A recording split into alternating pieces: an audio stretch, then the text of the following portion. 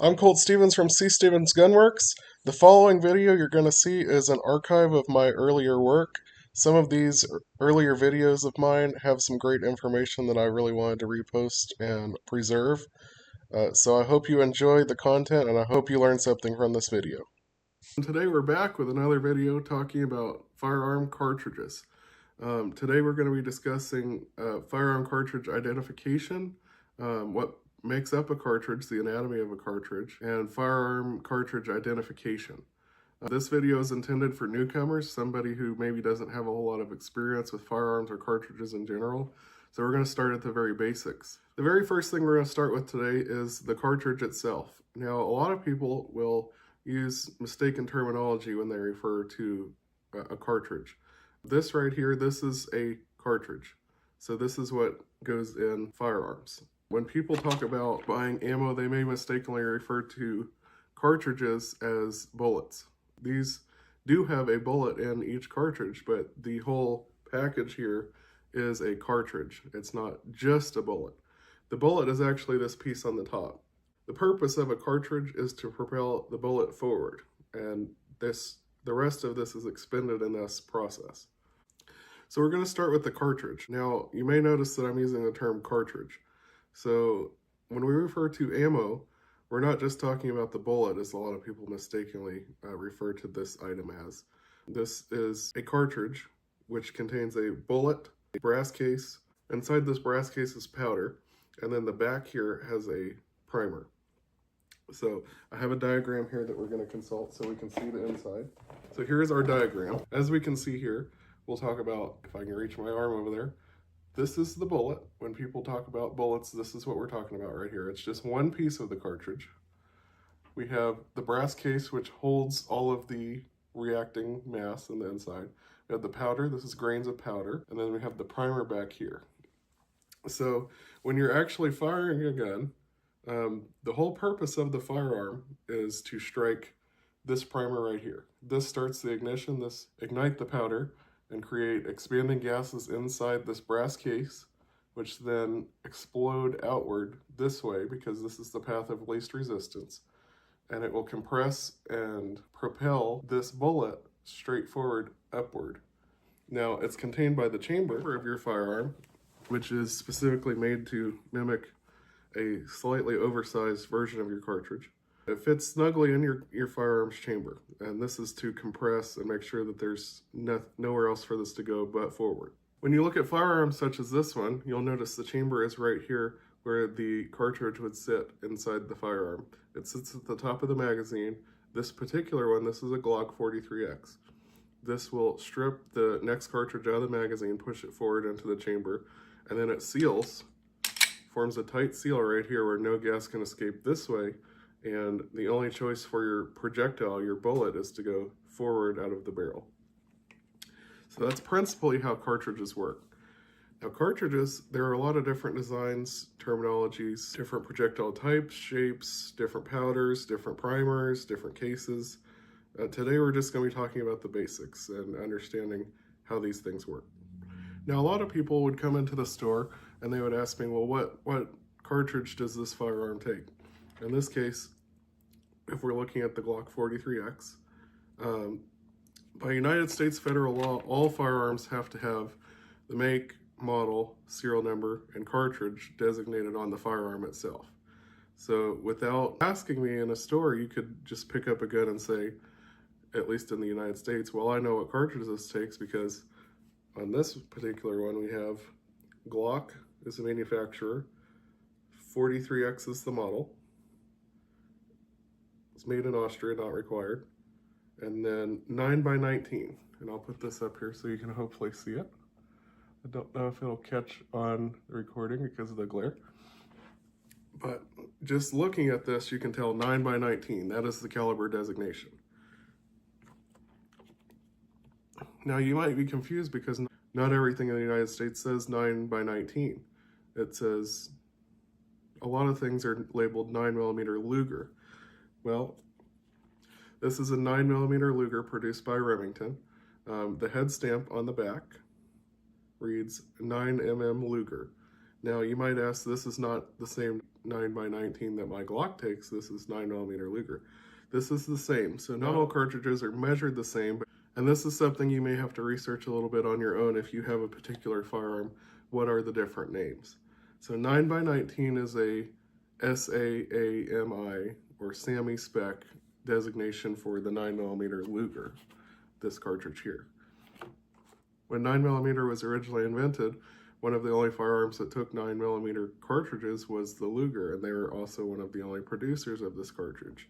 The common terminology for this became the 9mm Luger because it was so standard. Nowadays, 9x19 is a little bit more of a technical definition, but it's still the same 9mm or 9x19 that fits in this Glock 43X. The manual in your firearm box most often will identify what the common terms for ammo that fits your gun is. In this case, 9x19 or 9mm Luger is fully interchangeable for the 43X. And in this case, we can see what the box typically looks like for a standard 9mm product. This is a Remington produced, and brand really doesn't matter. Some brands are higher quality than others. In this case, Remington, that's just kind of the standard. We can see what the box looks like right here. So this is 9mm Luger. This is 115 grain GR MC metal cased. We'll break this down a little bit further. So when we look at this cartridge, this is the 9mm that just came out of this box. Metal case means full metal cased projectile. In this case, this is a copper jacket. It's more commonly referred to as full metal jacket. In this case, it may not be fully encased. Inside the case, there may be exposed lead. This functionally doesn't make a difference in something like this. Glock in their manual specifically recommends that you only use full metal jacket because the exposed lead can cause damage to your rifling inside the barrel. But in this case, there's enough jacket on the projectile to not cause any damage, and this can be safely used with your Glock 43X. Again, your manual for each individual firearm will tell you what forms of ammunition are acceptable to use in your particular firearm. Another thing we're going to talk about is, in this, the 115 grain designation on the box refers to the mass of the projectile, not the mass of the powder. There's nowhere on this box that will tell you what specific charge of powder is inside this cartridge. Some companies prefer to leave that specific formula secret.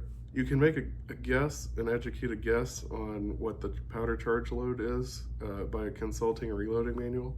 I like to use the Hornady reloading manual, but just on the box when you go to buy certain kinds of ammunition, they're just going to have the grain of the projectile. And that can make a significant difference.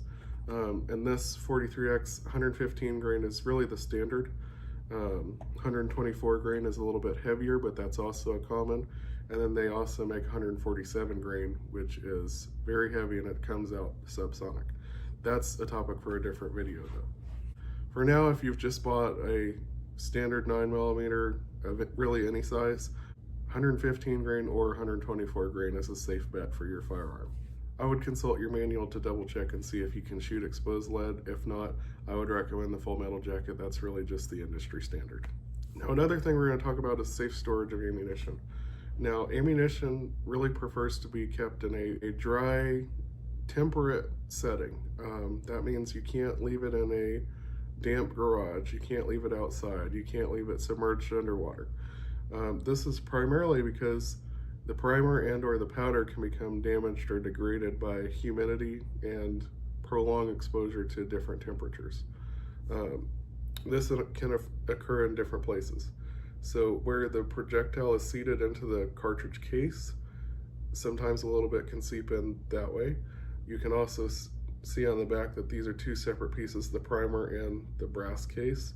Sometimes moisture can seep in there. Over time, if this powder charge is compressed on the inside, hot or cold temperatures could expand or contract the case, and that can lead to damages to the case.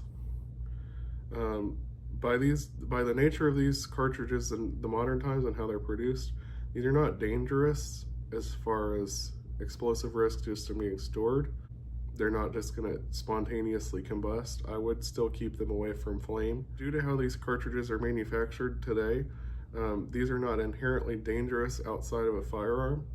They won't just spontaneously combust without an ignition. So let's say you have a heated case and it compresses on the inside, it's not just going to spontaneously combust and explode.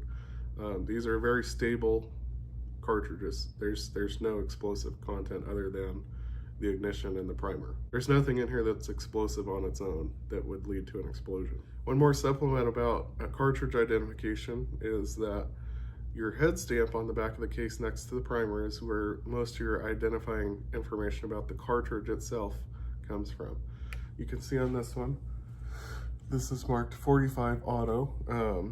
Just like the 9x19, there are several different designations. 45 auto is one standard, 45 ACP is another. 45 ACP being 45 automatic Colt pistol for the original 1911. That was one of the first firearms that were produced to take the 45 auto or 45 ACP. Kind of like the 9mm Luger. Luger was the first to come out with that cartridge, so the name kind of stuck. And that's why we call this 45 ACP today. Firearms are marked both 45 auto or 45 ACP. The last thing we're going to talk about today is that cartridges, this is what makes firearms dangerous. So you do need to exercise caution and safety when you're messing with cartridges. So in this case, we'll pick up our firearm here. This is the aforementioned Glock 43X 9mm. So as we can see here, this firearm is completely unloaded, no magazine in it, nothing in the chamber. At this point, this is a safe firearm, we've checked it. This firearm becomes dangerous when you interact these cartridges with this firearm. This by itself is in a safe condition. Once you insert cartridges, it is no longer safe and it is ready to cause damage. So when you're around cartridges, that's when you need to exercise the most caution and be aware of your surroundings and where all of your cartridges are. It's really easy when you're cleaning firearms if you have cartridges nearby to get things mixed up. It's a good thing to practice awareness in where all of your cartridges are inside and outside the firearm. So that's all I have for you today. Thank you for watching, and I hope you've learned something about cartridges and identification of cartridges. And if you have any questions, feel free to leave a comment at the end of the video. Please like and subscribe, and thank you for watching.